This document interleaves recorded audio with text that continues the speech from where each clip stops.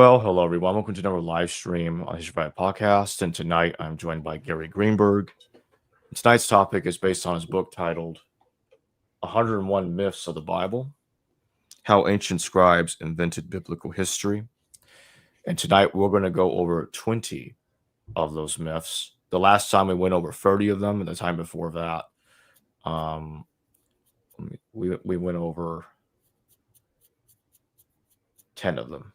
So, that being said, Gary, thank you for joining me.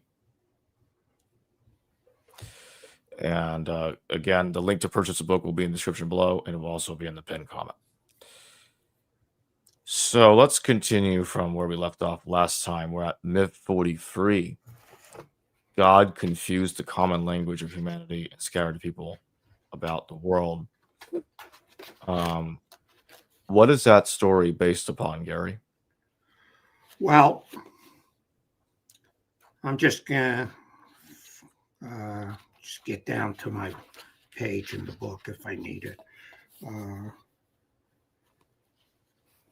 Okay. The myth itself, or the story itself, is that the people were building a tower in Babel, which in various places of the Bible doesn't yet exist. And apparently he's trying to stretch up to God, created a problem. So God allegedly confused their languages and created all kinds of different languages for the people in Babel. But Babel was only one small place in the entire world. So that's a really odd claim, because they think means that's how all the world's languages got created. But there are languages all over the world that had absolutely no connection with the Middle East. And we also know a lot about language origins.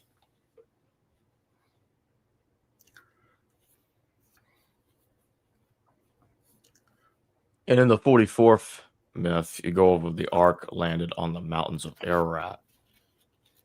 And you say here that in reality, the mountain in the flood story originally referred to the primeval mountain in Egypt after the Israelites moved to Canaan. Can you tell us a bit about that? I've done a lot of work on the flood stories.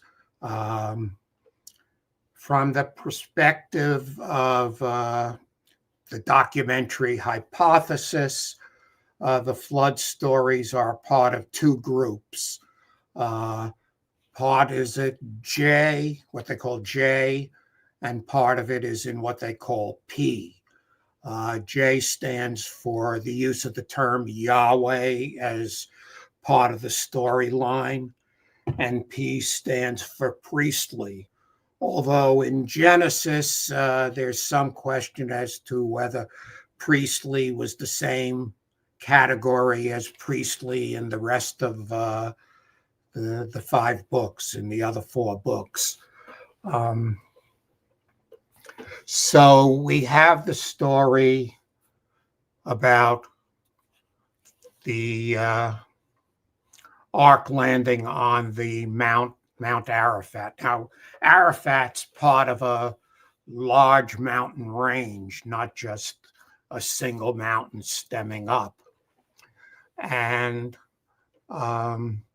in my work, where I go back into Egyptian mythology and creation and the various things, I draw a lot of connections, not just here, but in my other works, most especially in the 2nd volume of my Genesis chronology and Egyptian king lists, demonstrating clearly how the flood myths, both J and P, come from Egyptian myth, and that they're really connected in ways that the scholars haven't accepted. So in the Egyptian creation myths, and the story of Noah's flood was originally a creation myth, The basic tradition through all the factions in Egypt, all the religious groups, is that in the beginning, basically the world was in darkness. The world was all water. The universe was all water. The same kind of beginning you see in Genesis. And out of that, a mountain emerged. The mountain symbolically was based on the flooding of the Nile. And when the Nile flooded, that was what caused the prosperity for Egypt in agriculture. But when the Nile withdrew, it would leave mounds of mud in place. And the Egyptian mythology settled on a giant mound as the place where creation began. And that on top of that mound, a light appeared. This is the light on the first day of creation, which explains why you could have light without having the sun, the moon, and the stars, which doesn't appear until I think the fourth day. So I've done a lot of work on that, and I show in both here in 101 Myths, somewhat, and more extensively in my other book, how the story of Noah's flood was originally one of the Egyptian myths. And so that's why the ark didn't appear on Mount Ararat. It was appearing in Egypt. The mountain appeared in Egypt. That was an issue. Then there was a child born on the mountain who was the god Ra or Adam, depending on which faction you utilize for the stories. And you have the bird of light flying off, and then the god that appears on the mountain starts issuing creation. Why do you think they placed it at the Noah's Ark landing at Mount Ararat? Yeah, there's a couple of reasons for that. First, Noah wasn't originally part of the story. That was an insert into the middle of the original creation story that was known to the earliest biblical writers. And a millennia later, 1,000 years or so later, Israel was in Babylon, and Assyria shortly after that, basically. And they became enmeshed in those myths. They lost connection with their Egyptian origins, and they were now examining Babylonian myth to understand what they might agree with and not. Now, in Babylonian myth, we have a story about someone named Gilgamesh. And there are some tablets, stone tablets, and I think they're in the British Library. And in the 1800s, these were discovered.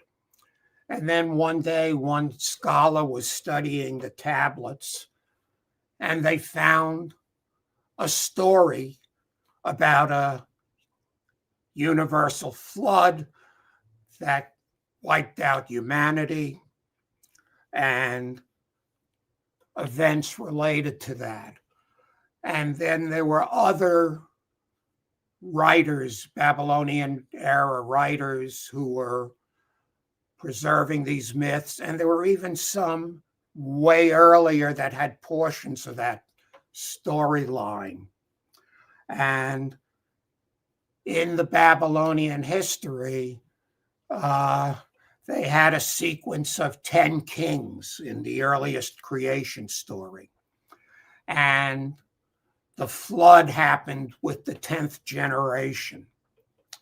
So the biblical authors and writers and priests of the Babylonian era, and we're talking after 500 or so, the year 500 BCE, started to draw connections between that story and the earlier flood myths that they knew about, but which were different. And so they adapted the Babylonian story and created Noah in the 10th generation.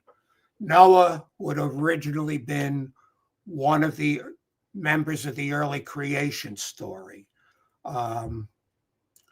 In one of the main creation myths, which the Noah draws upon, there were 4 males and 4 females floating on the ocean, in the floods.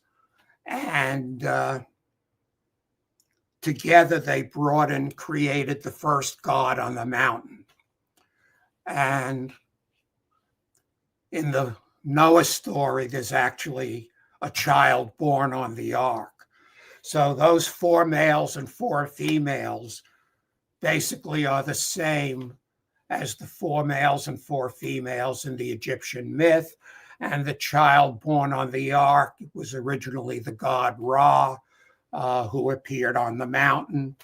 And that's how we get to the story. So now that Israel was dealing with Babylonian and Mesopotamian myths, they transferred the story of Noah floating on the ocean to a mountain in the Babylonian Mesopotamia traditions.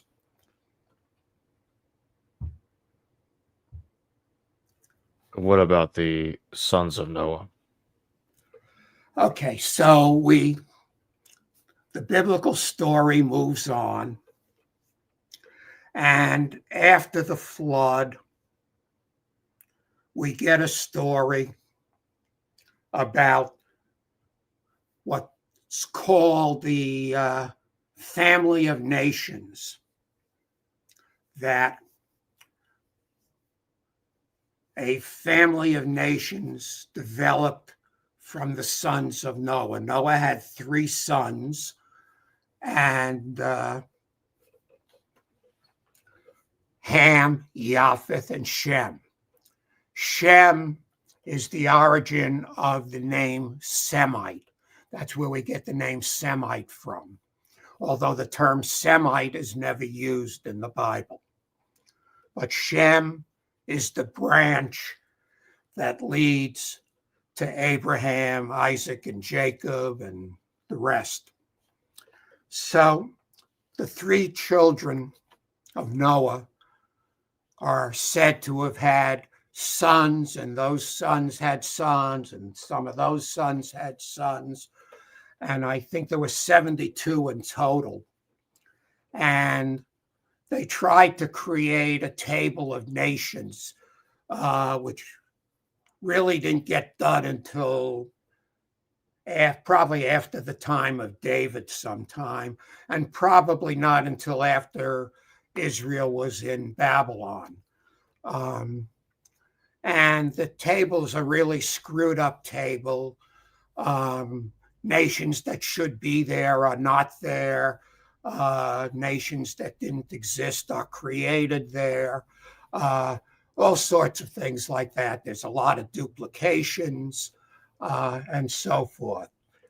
In my other book, the Volume 2 of Genesis, Chronology and Egyptian Myths, I show that originally the 3 lists of Noah's sons were originally based on kingless chronologies in Egyptian mythology. But, that's a rather complicated issue, which we don't have to go into here. But they were basically, one of the things I do is there's a very odd list in the early part of Genesis in which we get a family of Adam through his son Cain. And the descendants of Cain have names that are almost identical, very close. A letter here and there may be changed, matching the traditional list that you know from Seth. You had Adam, Seth, and Enoch, and so on. And the Canaanite list, Cain's list, actually also has a sequence of 3 sons. The mechanical problem is when they inserted the flood list, the flood story into the 10th generation instead of in the beginning of creation, they created a break between Cain's list and one of the lists in that were later became the family of nations. But originally, the Cain list connected to one of the other lists. Since I did mention it earlier, the sons of Noah was myth 45. We're now at myth 46. Nimrod conquered Babylon. So what is that story? Conquered Babylon. Yeah. It's 46. Yeah. I know. I was telling everybody the previous one we were going over was myth 45 because I didn't state it earlier. So what is Nimrod based on? Nimrod is based on an Egyptian legend about a pharaoh whose Greek name is Sestrosus, who was known in Greek as Sestrosus. And he allegedly came out of Ethiopia, marched up the north into Babylon and the other countries over there, and began conquering them. And that happened about that, and that pharaoh ruled, I think it was around a little earlier than the year 2000 BCE. And the story's preserved in literature. And when you look at that myth, you see that the Nimrod character sort of follows the same pathway and does the same things that Sestrosus traditionally did. And the version that you have of Nimrod in the Bible just doesn't make any historical sense because it never happened. The biblical version is the king of Ethiopia marched through and conquered Babylon, and that didn't happen.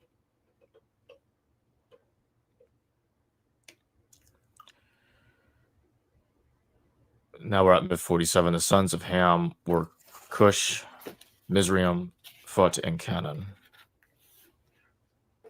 Right.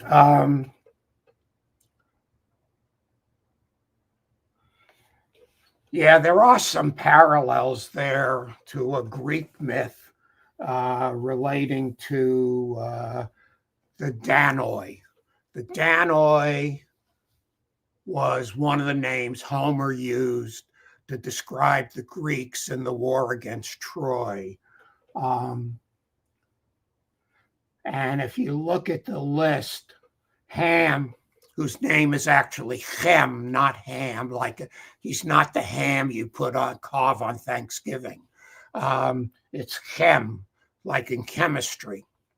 And that was one of the ancient names for Egypt.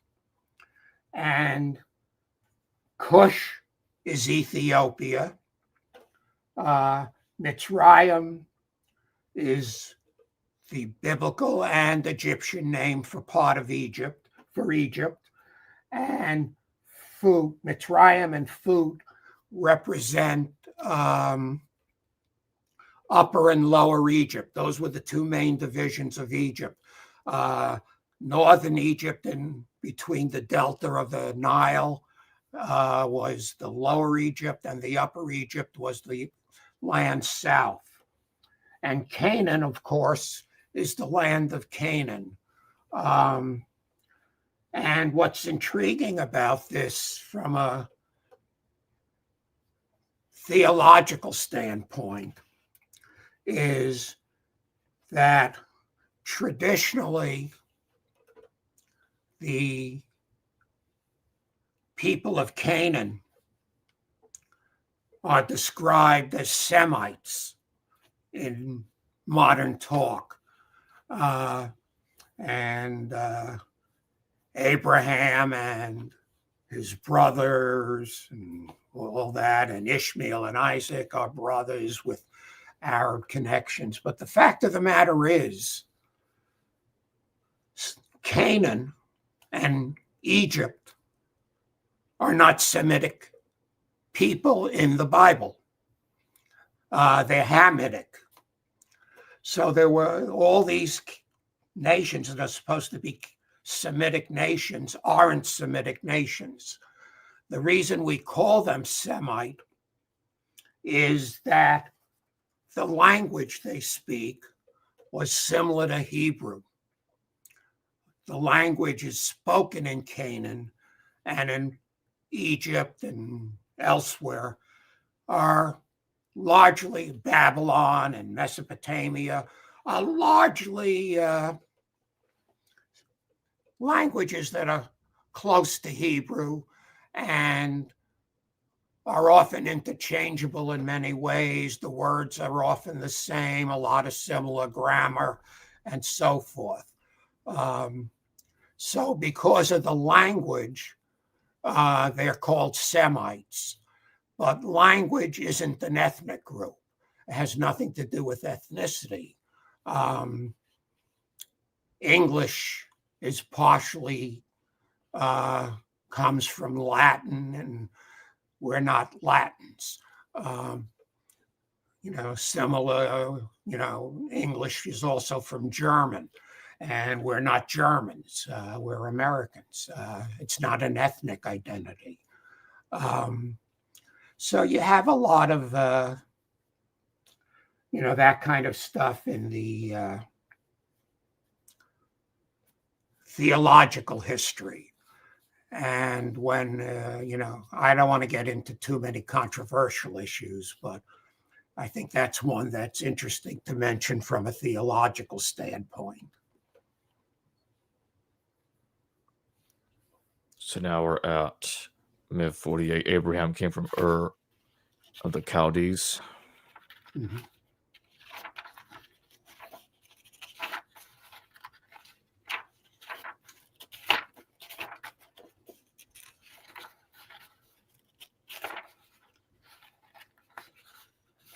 Okay. The first problem is that Ur and Chaldea didn't exist in the time of alleged for Abraham in the 1800s. They're first millennium BC nations. So you really can't call them, it's about the 8th century before those names start appearing in history, 1,000 years after Abraham. So that's a mistake on the part of the biblical writers. But because they wanted to connect Israel to Mesopotamia, covering up the fact that they were originally from Egypt,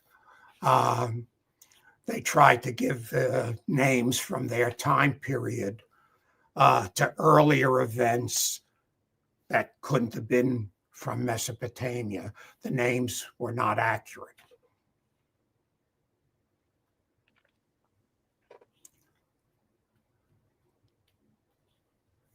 Abraham left to go to Canaan mid 49.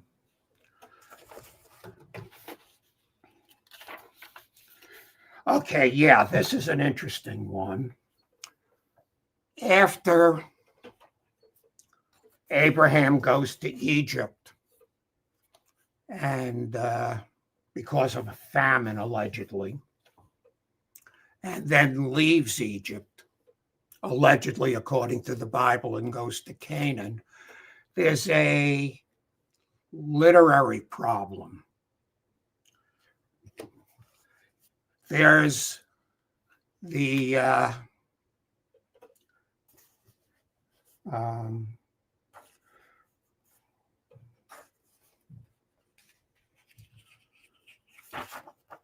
Negev, yeah. The claim is he's basically going into the Negev, which is in the south of Israel, in the desert areas between Egypt and Israel. The problem is that the word used in the Bible is not Negev, it's Negevah. And Negevah means to move in a southerly direction. And the Negev sort of got its name because it was in the south of Israel. But if Abraham left Egypt in a southerly direction, he didn't go to Canaan. He went to Upper Egypt. He went south, deeper into Egypt. So you've got a kind of a problem there that has to be dealt with. Abraham is in Egypt, not in Canaan. But, the later biblical writers sort of tried to move stories out of Egypt and into Canaan. So now we're at myth 50. God destroyed Sodom and Gomorrah.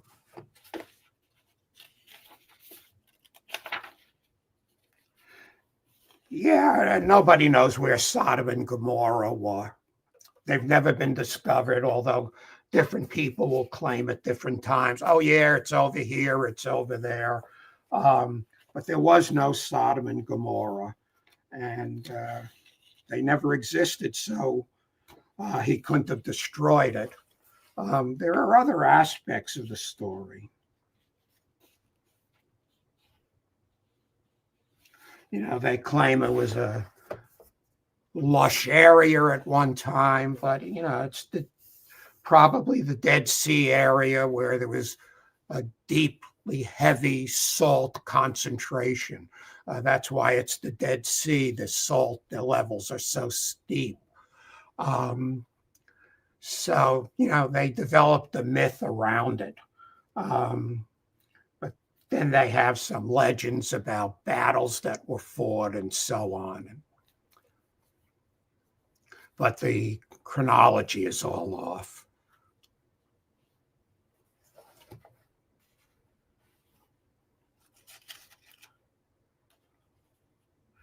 At one point, an interesting point that doesn't get a lot of attention, I think, is at about this time, Lot is kidnapped by enemies. Lot was living in Jordan, took the Jordan side of the Middle East. And Abraham said, well, if you want it, I'll give it to you, and I'll take the other side, which was Canaan. But to rescue Lot,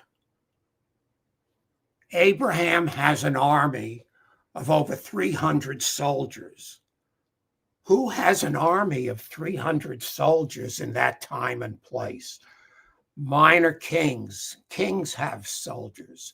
And Abraham would have been some sort of a monarch. When you go back much later in time to the period of Amarna, the time of Pharaoh Akhenaten, we found a big archive of letters written by Canaanite kings to the Pharaoh. And they're asking for help and aid. And they're not asking for armies. They're saying, can you send 7 archers to help us out and repel these attacks and enemies? I mean, they were small-scale police efforts.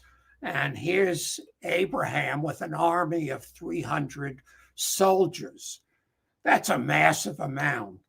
And that means that when Abraham went to Egypt, he was a military individual, and the relationship between his wife and the Pharaoh who wanted to marry her was one of those military alliances you build, ancient kings built through marriages. And that's the real story why the Pharaoh was marrying Abraham's wife.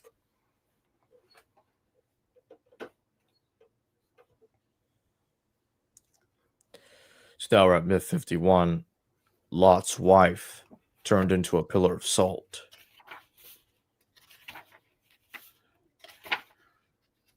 Yeah, there's other myths that have the similar story. And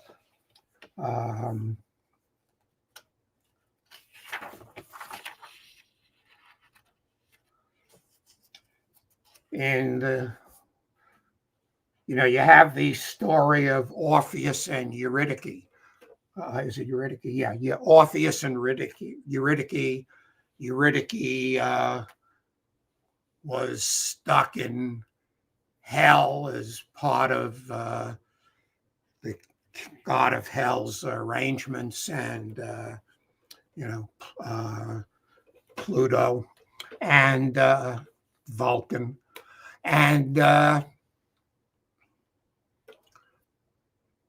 Orpheus was in love with her and wanted to bring her back. And he made a journey down into hell to bring her back.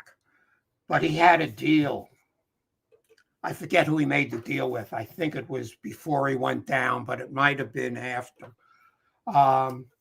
He could bring her up, but he was not allowed to look back at her until after they got out. And at some point, he wasn't sure she was behind him because it was dark and it was hard to navigate the roadway that they were following. And just to be sure she was there, he turns around. And of course, that sends her back down to where she came from, down into hell. And in the story of Sodom and Gomorrah, Sodom is the wicked city that stands in for hell in the Greek myth of Orpheus and Eurydice. And that's the parallel there, one of the main parallels. I mean, there's also other stories. Let's see.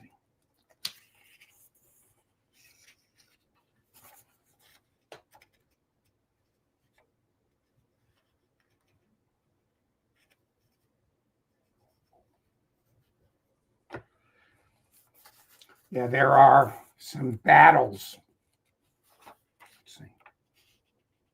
There was an attack on Sodom by Mesopotamian kings, and they were battling groups known as Rephaim and other giants. And the Rephaim were really basically known as the shades of the dead. So we have that second reference to these giants now living in Sodom, who were the shades of the dead. So once again, we see Sodom was standing in for the underworld, and that it was really a mythical entity. And because of the salt in the Dead Sea, they developed this myth about someone turning into salt.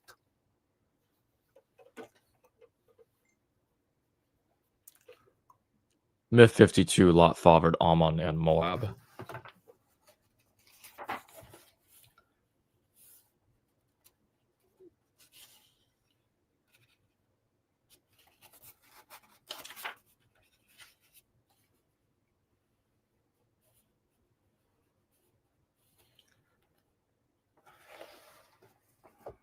Yeah, again, in the time of Abraham, we have no evidence that either of these tribes, nations existed. They were basically in what would be more or less southern Jordan. And there was no history of them prior to the 1st century. And Abraham and Lot belong very early in the 1st millennium. And Abraham and Lot belong very close to the beginnings of the 2nd millennium. So the storyline itself is just a mythical tradition creating some sort of coalition, not coalition, but connections genealogically and elsewhere between Israel and other tribes in those areas. David had some connections to Moab. David, I think, also, or his general, conquered Ehrman, if I remember correctly. They start coming into actual activity around the time of David.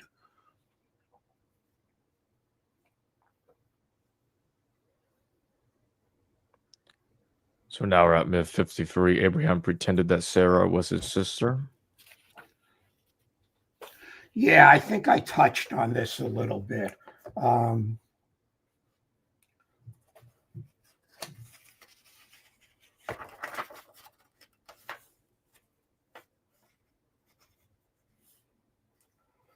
We have 3 stories in Genesis about patriarchs being afraid that a king would kill them and want to marry their sisters. So 1 with Isaac, Abraham's son, and 2 with Abraham, 1 in the general area with Isaac and the other in Egypt. And as I suggested, Abraham was rather a powerful military figure, not anywhere near as strong as the Pharaoh, of course. But as I suggested, the desire of the Pharaoh to marry Abraham's sister was really a marriage of military convenience to keep Abraham allied with Egypt and prevent them from aligning with anybody else who might be an enemy of Egypt. And that's the real story behind it. But then it gets repeated in different sources of the Bible, Genesis sources. You have an E version, you have a J version. And so there's a lot of mixing around. I think in the Abraham's 2nd version, we have the same king name and the same general area that his son Isaac has. So there's a lot of repetition and parallels.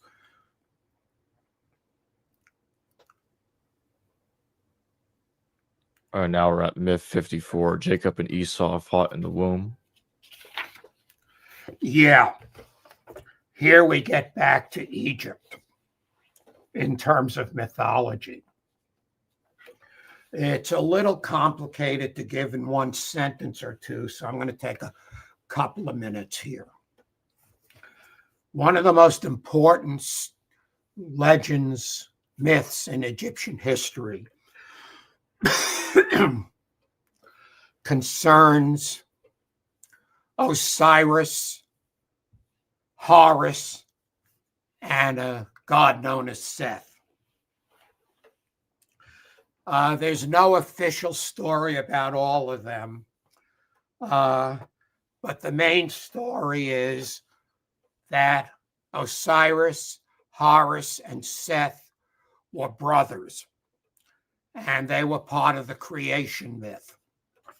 I think they were the children of heaven and earth in Egyptian myth. And complicating the story is that there was another Horus in very early Egyptian myth who's depicted as a brother of Osiris. And the other Horus is depicted as the child of Osiris much later. Now, all the Egyptian pharaohs, for the most part, were known as Horus, basically after the son of Osiris, Horus. But Horus's brother, uncle, depending on how you want to cut it up, wanted to be the king. And so he was in competition with Horus to be the king. And a Greek historian, I think in the 1st century, compiled all the stories together and gave us all the collected stories as he knew them about Osiris, Horus, Seth, and other myths related to it, including their mother and so forth. And the interesting thing about Seth is that he's described in a number of images as a red, hairy beast and a hunter. And he was a major story from the 11th century BC. He is the favorite of the ruling god Ra. But the other gods all liked Horus. And Horus's mother schemed to make her son Horus the king. To get back to the birth story, in the 1st century compilation, we're told that Seth and Horus were twins in the womb, that Horus was about to come out, and Seth grabbed him, pulled him back in, and came out ahead of Horus. So we deal with twins in the womb struggling for who's going to be out first. And we have a red, hairy man who's a hunter and favored by the father in the Egyptian side. In the biblical side,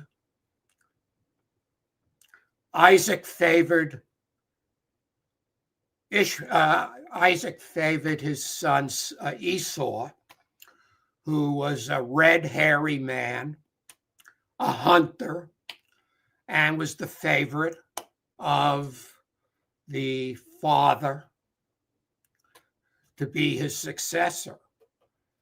But the mother schemed with the son to trick the father into giving the birthright to the son, that her son that she wanted, and not to Esau.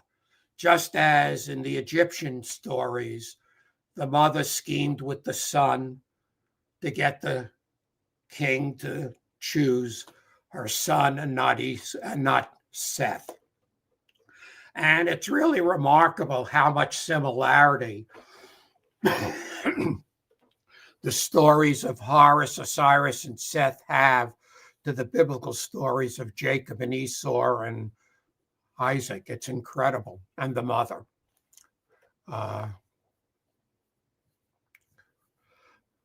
So we see that the story of the birth is really an Egyptian story.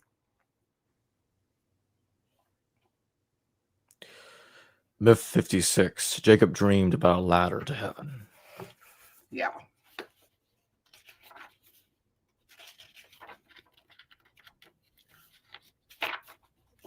No one really in biblical scholarship has any real understanding of the ladder to heaven.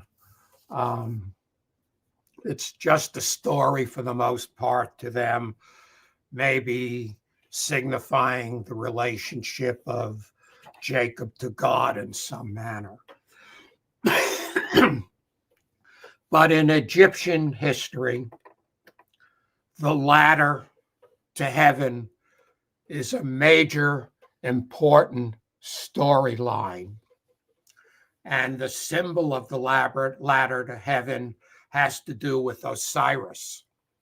But the ladder to heaven in the third millennium already, I mean, we're talking close to 3000, 2500 BC, stories from that era. We're told that the ladder to heaven was that Horus was one side of the ladder and Seth was the other side of the ladder, and the dead pharaoh would go up the ladder to heaven. So that's the ladder to heaven.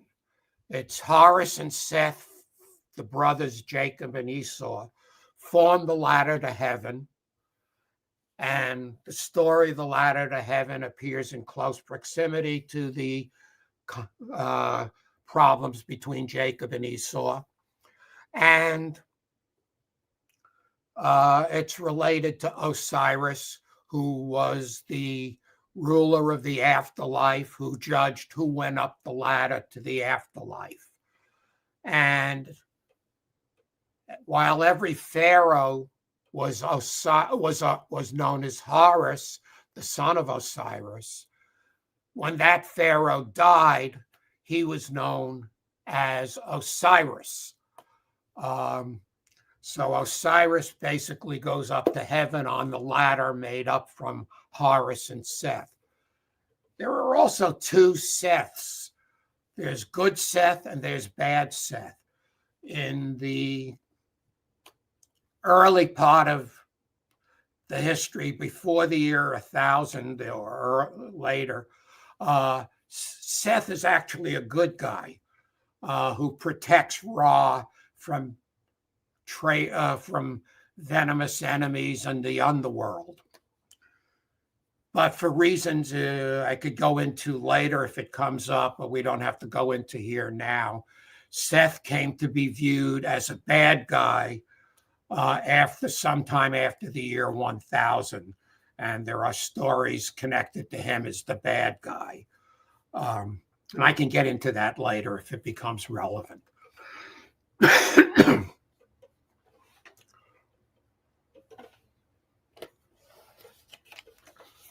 Myth 57. Jacob wrestled with a stranger. Yeah, this is slightly tricky. Jacob was traveling home from somewhere, and he had to pass Esau's territory, who had sworn to kill him. And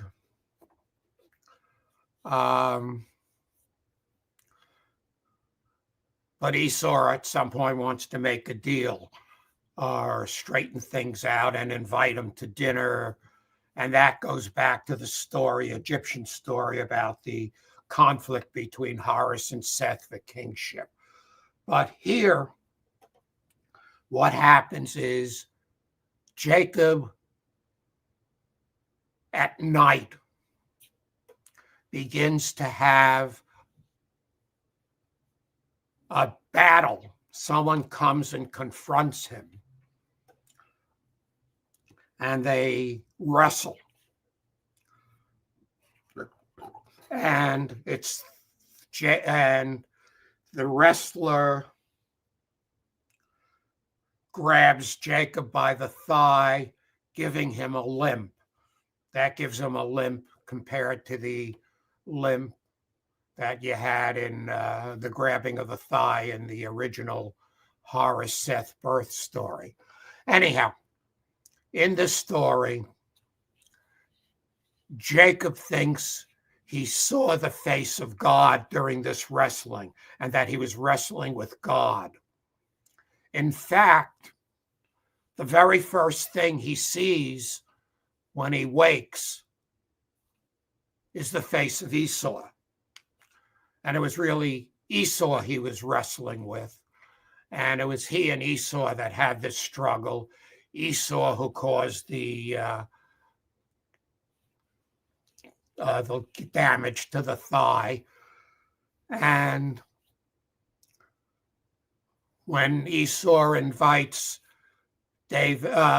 Jacob to come for dinner, Jacob is very suspicious. And Jacob says, sure, okay, you head on and I'll catch up to you in a little while. And Esau says, okay, great. He heads off back home, and Jacob hightails it back to his home. Bible never tells us what Esau's reaction to all that was. It just sort of disappears. Esau doesn't ask why Jacob did come to meet him for dinner.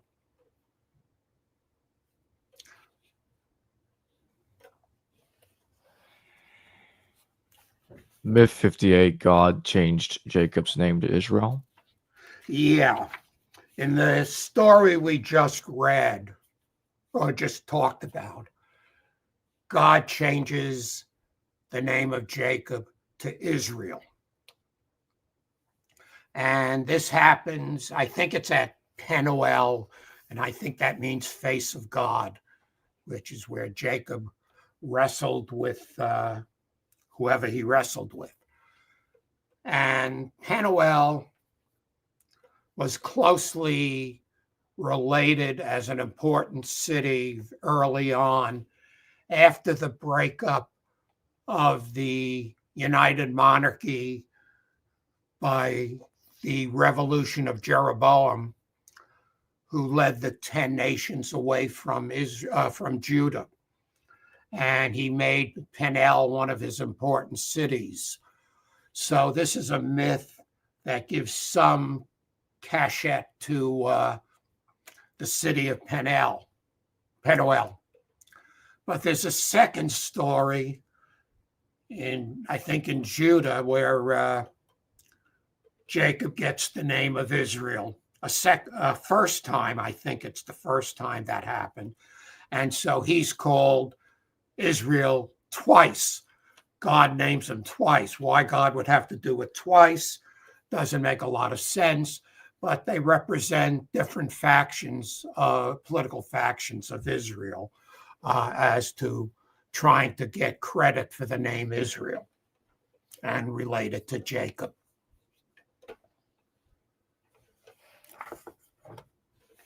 Now we're at myth 59. Esau is Edom. Yeah. Esau lives in the territory, allegedly, of the territory of Edom. The word Edom is very, very closely related to the word for red, as is the name Adam. Adam and Edom are very closely related. It's suggested that Adam was named Adam over the red soil. And Esau is the hairy red man. So a connection was drawn between Esau being a red-haired man and living in the land named Red. So it was thought that the name came from Esau being red, although that's just a legend. And so that's the story that you have there, why they say Esau and Edom are the same thing. It's an attempt to make Esau the founder of Edom, rather than a legendary figure connected to Edom.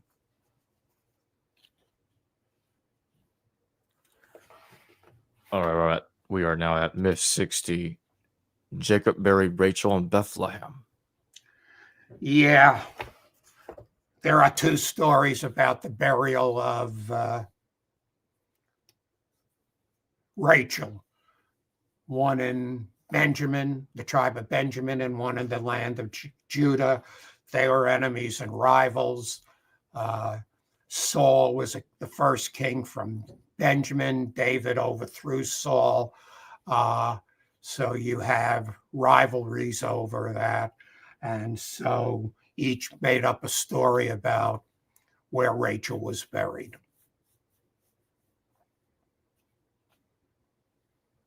Myth 61. The prince of Shechem raped Dinah.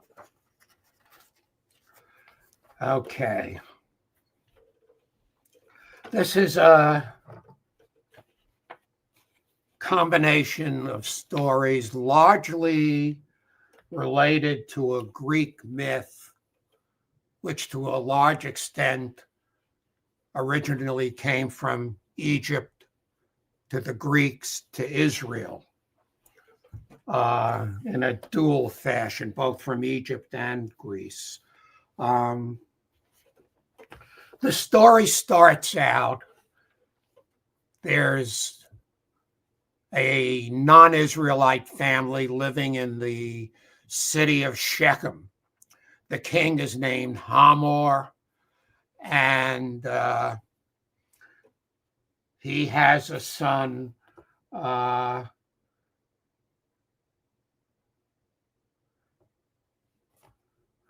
and the son sees Dinah. There are 12, Jacob has 12 sons and a daughter.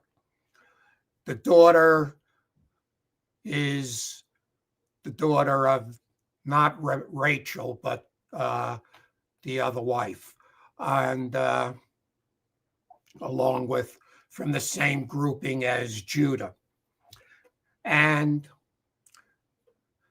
the son falls in love with Dinah, the name of the daughter, and he rapes her.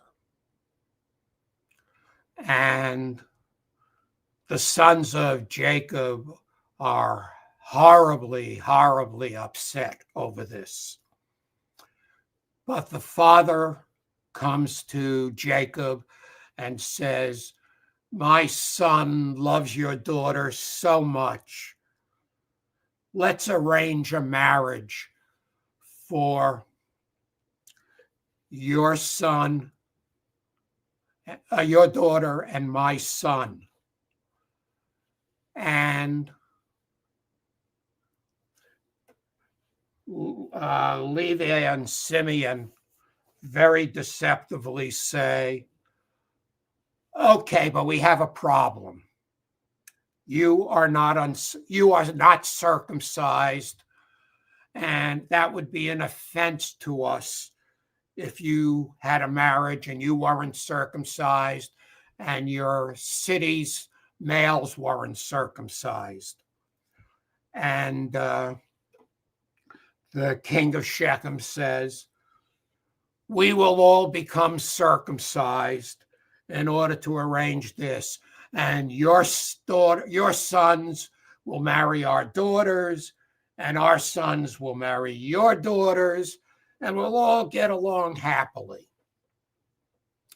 And so an accommodation is reached.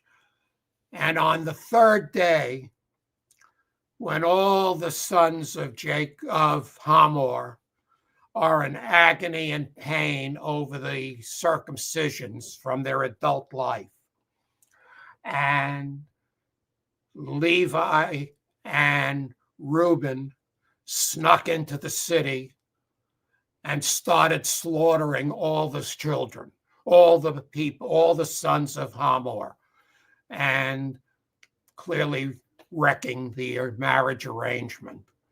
But the story has a lot of parallels in Greek myth and Egyptian stories.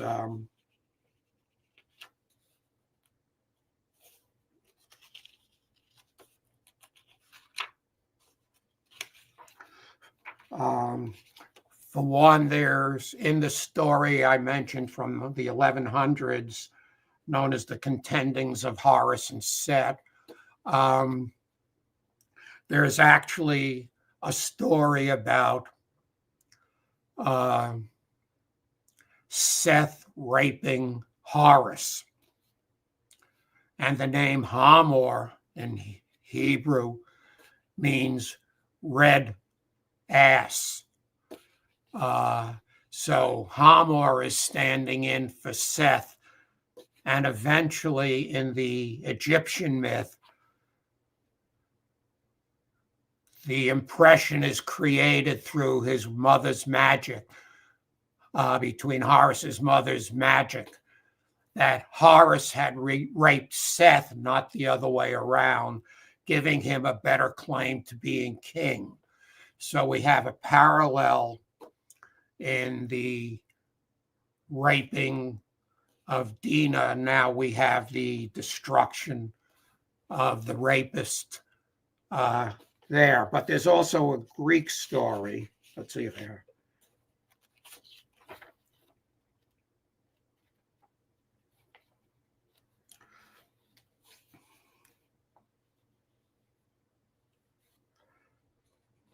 Yeah, we have a story in Egypt, a very important story in the mythological history of Egypt, called the cycle of Danaus and Egypt, Danaus and Egyptus.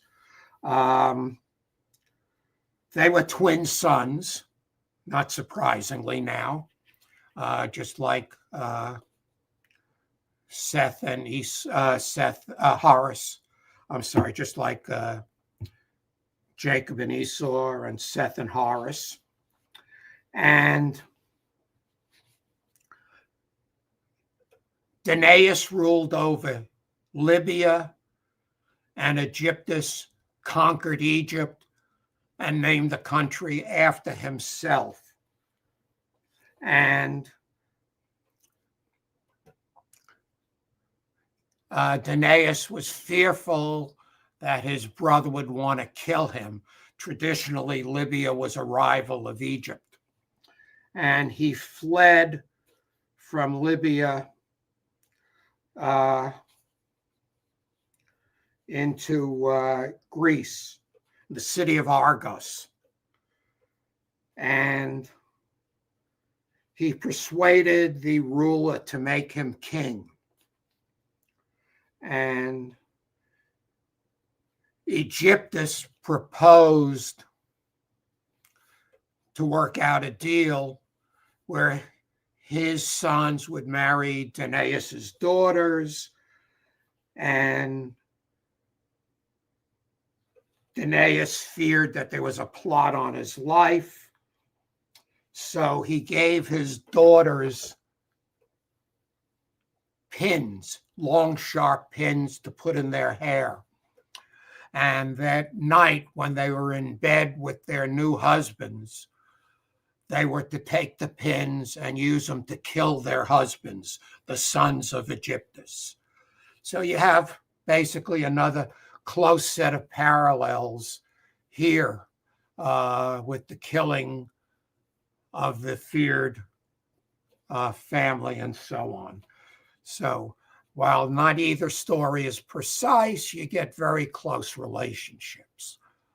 And you should remember that the Greeks invaded Canaan. And they were in Canaan. The Philistines were a Greek nation. The tribe of Danaus may have been one of the Greek invaders. And so the Philistines would have brought their traditions and legends with them.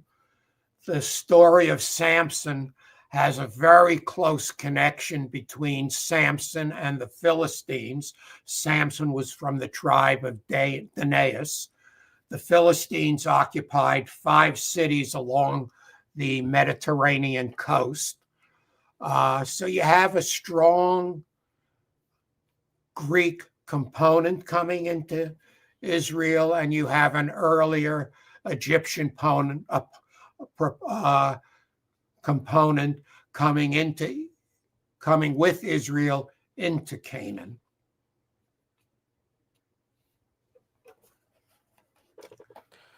Myth 62. Abraham named his son, he laughed. Okay. Well, the first thing, of course, is there's a couple of reasons to object to that. I mean, the name flows from three different versions of how he got named.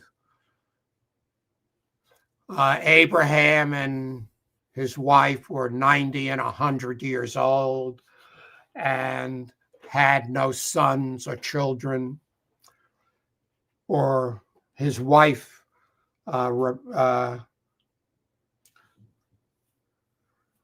Sarah had no children. They had a son named Ishmael. So anyhow, Sarai prayed for a child, and God told her when she was 90 years old that she'd have a child. And when Abraham heard this, he fell down laughing hysterically at the idea. God wasn't particularly upset. That was one version of the story. A second version of the story is that when God told her that she'd have a child when she was 90, she went hysterically laughing. And God was furious with her because she was challenging his word, although he didn't seem to have that same problem with Abraham. And the third version of the story is Sarah only named him, he laughed, after he was burned. Each of the three stories comes from one of the three sources, J, E, and P. So we have three stories. What strikes me as relatively odd is that elsewhere, Isaac is known as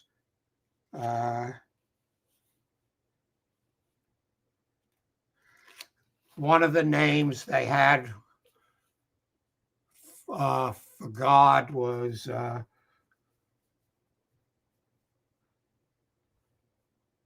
one of the alternative names for God was fear of Isaac.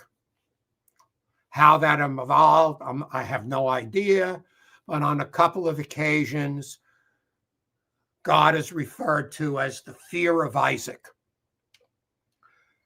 How serious would that be taken if what they were saying was fear of he who laughed? It just doesn't sound very threatening. So I suspect that that's not the story, and that the story has parallels in Greek myth, where there was a birth, someone named he laughed, for stories similar here. All right, in last fact, one. Isaac's name in Greek is the same as that person in the Greek myth whose name he laughed. All right, last one for tonight. Myth 63. Jacob's sons became the 12 tribes of Israel. Okay. As you know,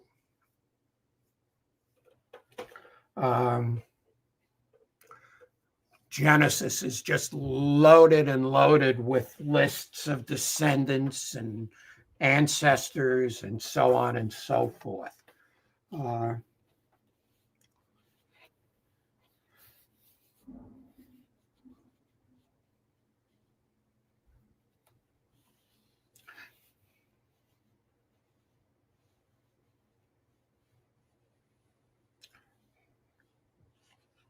And there's a lot of differences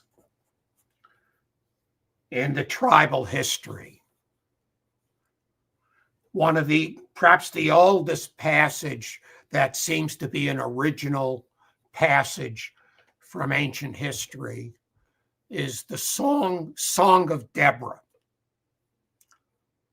which dates to somewhere probably between 1200 and 1100. and it describes a war between Israel and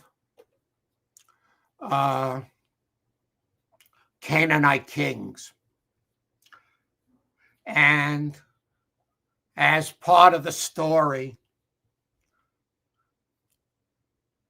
Deborah, who's a prophet, says, which tribes of Israel came to the battle and fought on the side of God? Which tribes didn't come to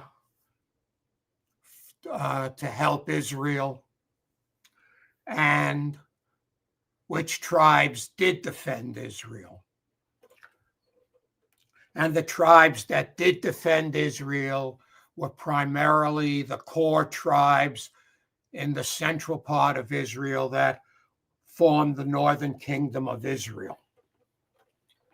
But missing, there seems to be no reference to Judah, Simeon, or Levi in the list of tribes. Simeon and Judah are the southern tribes, and they may not have existed at this time. They're not mentioned. They don't say they didn't come. They didn't say why they didn't come, why they didn't help, what they were doing instead. Also, Levi is missing. That could be explained by the fact that Levi didn't have a territory.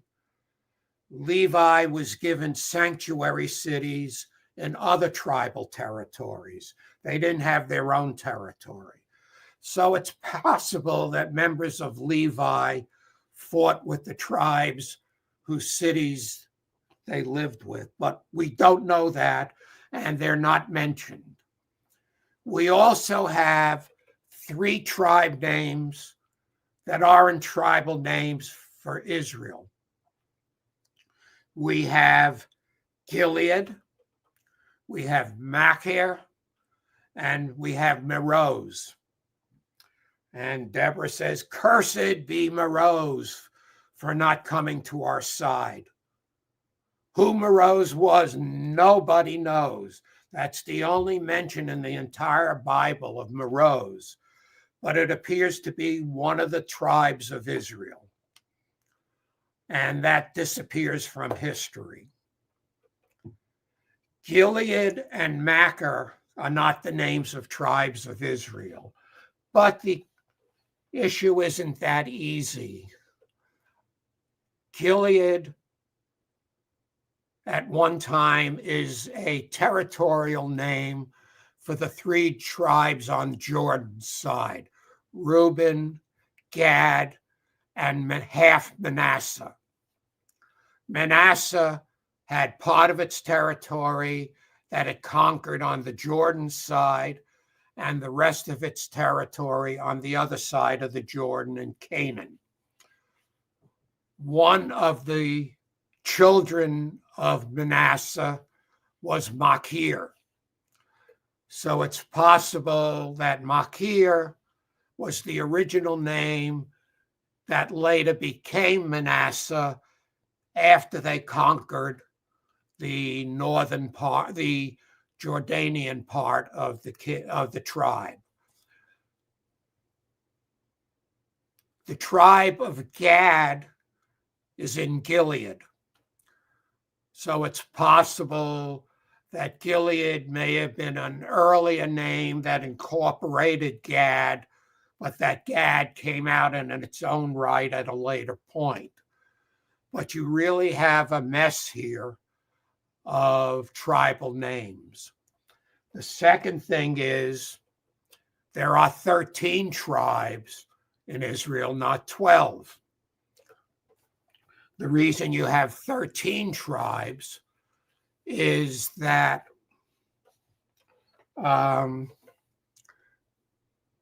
Joseph had 2 children in Israel, 2 children in Egypt, Manasseh and Ephraim.